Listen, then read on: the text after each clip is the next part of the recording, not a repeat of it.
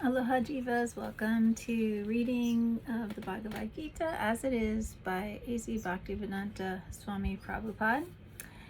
Today we are continuing to read the second chapter, contents of the Gita summarized, and we're starting with text 26.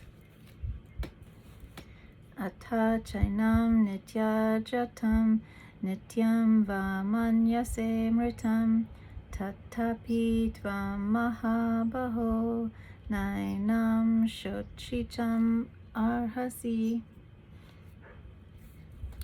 If, however, you think that the soul is perpetually born and always dies, still you have no reason to lament, O mighty armed. Purport. There is always a class of philosophers, almost akin to the Buddhists, who do not believe in the separate existence of the soul beyond the body. When Lord Krishna spoke the Bhagavad Gita, it appears that such philosophers existed, and they were known as the Lokayatikas. Lokayatikas and Vaibhashikas.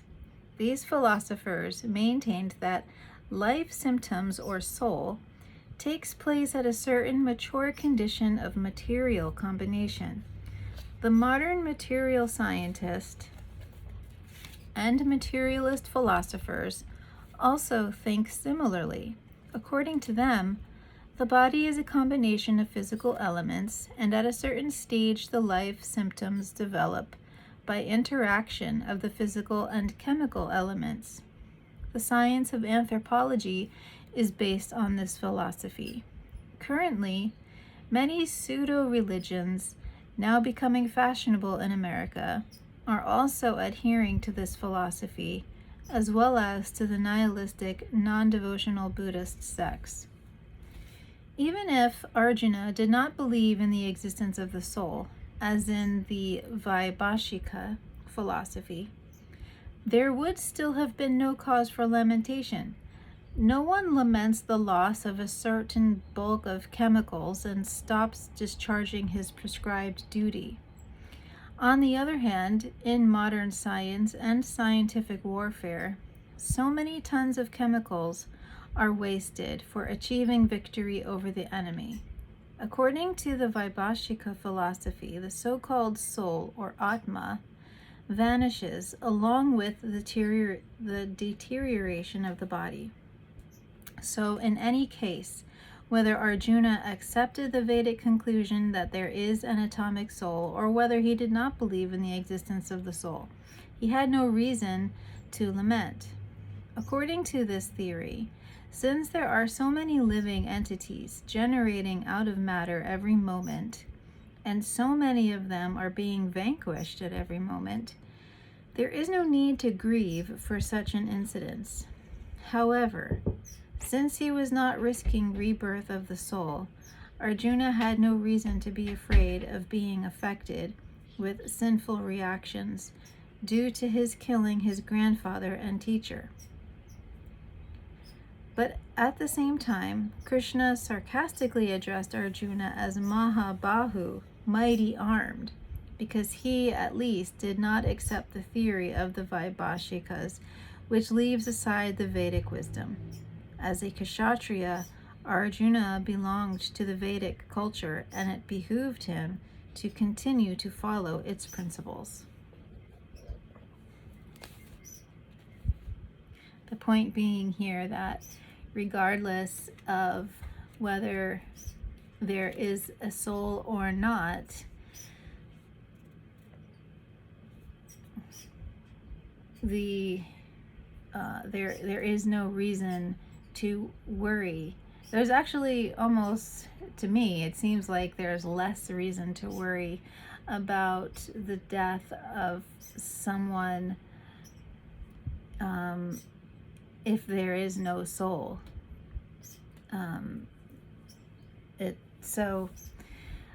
But regardless, Krishna is saying you still have a duty to be responsible for, and we all have a duty of making right decisions. Right action in Hawaiian is referred to as like being pono, righteous action. Like we've already said, nonviolence is the way unless there is a righteous reason for it. Okay, so text 27. Jatasya hi dhruvo mrityur dhruvam janma mritasya cha tasmad apariharye rite natvam srochicham arhasi. For one who has taken his birth, death is certain, and for one who is dead, birth is certain. Therefore, in the unavoidable discharge of your duty, you should not lament. Purport.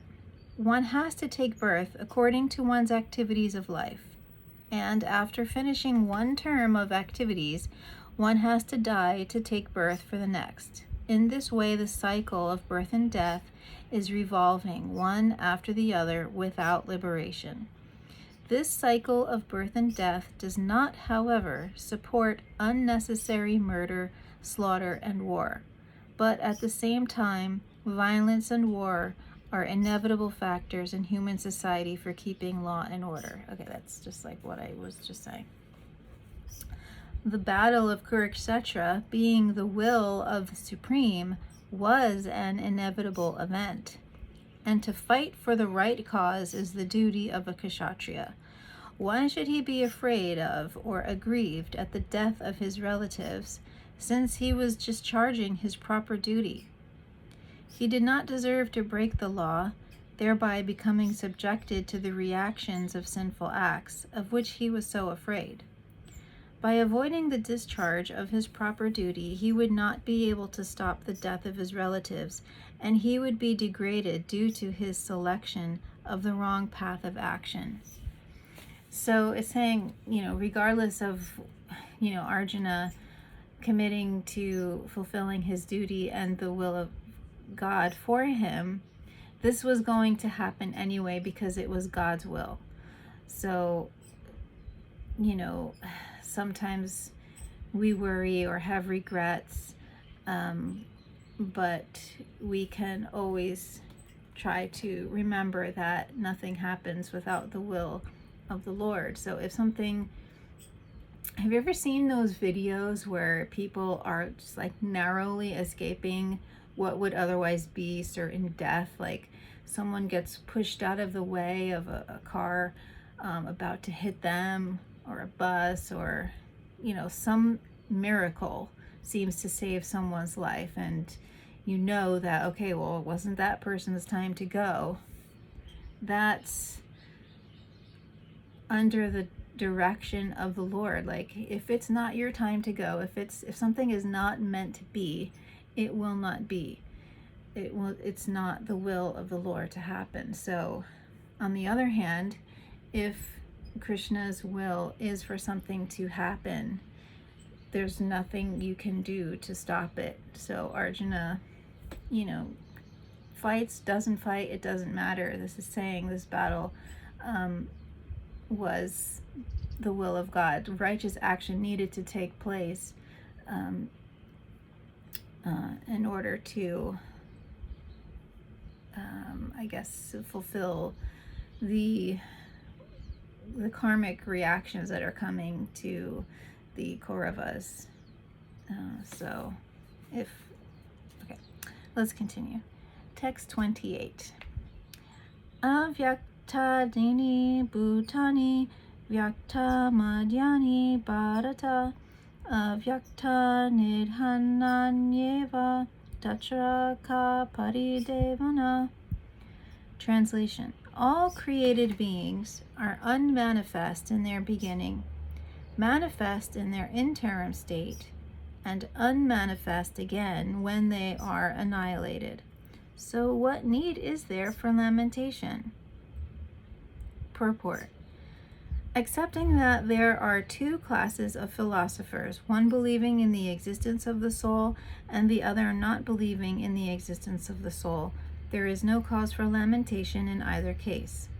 Non-believers in the existence of the soul are called atheists by followers of Vedic wisdom. Yet, even if, for argument's sake, we accept the atheistic theory, there is still no cause for lamentation. Apart from the separate existence of the soul, the material elements remain unmanifested before creation. From this subtle state of unmanifestation comes manifestation, just as from ether, air is generated. From air, fire is generated. From fire, water is generated. And from water, earth becomes manifested.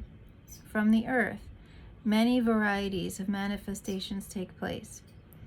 Take, for example, a big skyscraper manifested from the earth. When it is dismantled, the manifestation becomes again unmanifested and remains as atoms in the ultimate stage. The law of conservation of energy remains, but in course of time things are manifested and unmanifested. That is the difference. Then what cause is there for lamentation, either in the stage of manifestation or unmanifestation? Somehow or other, even in the unmanifested stage, things are not lost. Both at the beginning and at the end, all elements remain unmanifested, and only in the middle are they manifested. And this does not make any real material difference.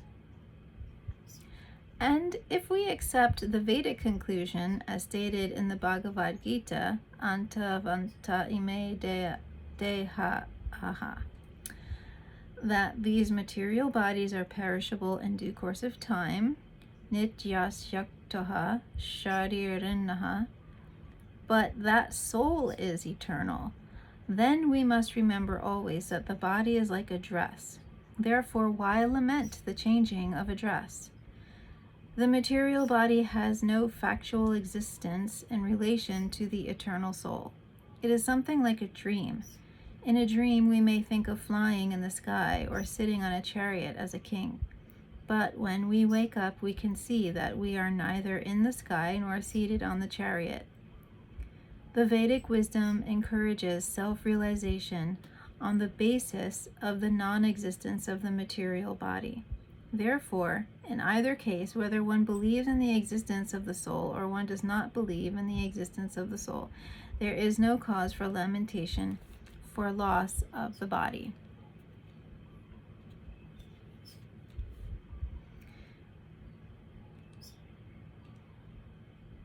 Okay, I think I'll stop there.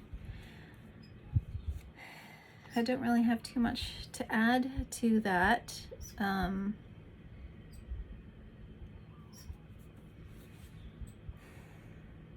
The soul is, it's almost like sometimes, it doesn't even matter what you believe. If something is true and someone doesn't believe it, it doesn't make it not true. They have the choice to believe or not. So that's the case with the absolute truth. People can believe in the soul or they don't have to believe in the soul. It doesn't matter. The absolute truth still exists either way. But even if the soul doesn't exist, the body is still going to perish, and we will not see it ever again. So it's bound to happen. That's just the nature of this material world. So we need to accept it and expect it. Okay, so thank you again for another day of the Bhagavad Gita readings. I appreciate you tuning in. Give a like if you're liking it. Give a comment if you have any thoughts or any questions. And until next time, have an awesome day. Hare Krishna.